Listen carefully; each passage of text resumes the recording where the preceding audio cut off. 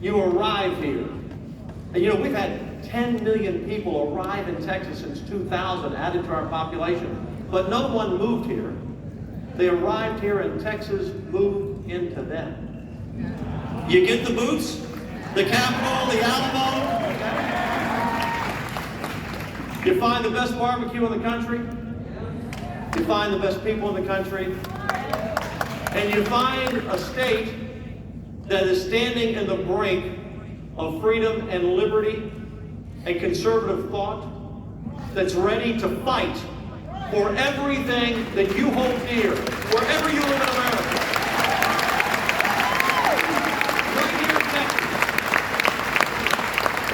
And when you arrive in Texas, and some of you will be leaving, going back home, and we welcome you back, you're going to take some of the DNA that we all inherit in Texas from Travis and Bowie and Crockett, and that fighting spirit for liberty and freedom.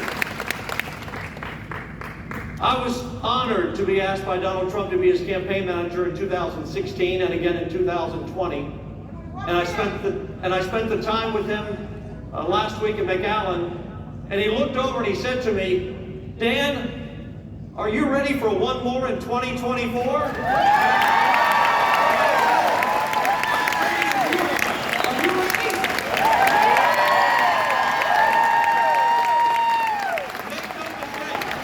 Whatever he decides, the conservative movement in America has so much to thank President Donald Trump for.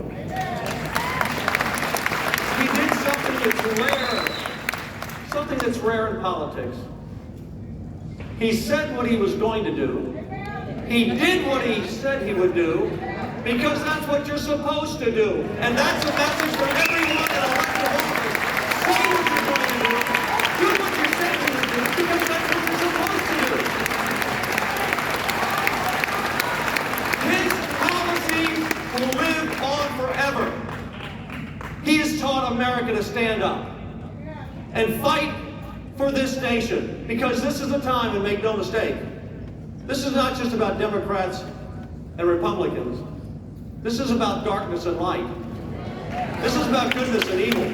This is about those who believe in God and those who believe God. There's a difference from believing in God and believing God. When you believe God, you're listening to what God says. You don't abort babies in the womb. You don't break up the family. The left is on a path of chaos. Started with George Soros in spending millions of dollars to elect DAs all over this country, so that when there would be violence in the streets and they would be arrested, guess what? The Soros attorneys let them out. So first you had to corrupt the district attorneys. Then you had to have riots in the streets. Chaos. That's what the left wants. Chaos. And you had to have an open border. What do you have in an open border? Chaos. For 30 years now, we've had people coming across the border, and we apprehend about 435,000 a year, almost every year. In 2002, the Chamber of Commerce said there were 10.5 million illegal immigrants in this country. That was 2002. And you keep hearing the media say there are 11 million here. Folks, we have over 30 million people here illegally.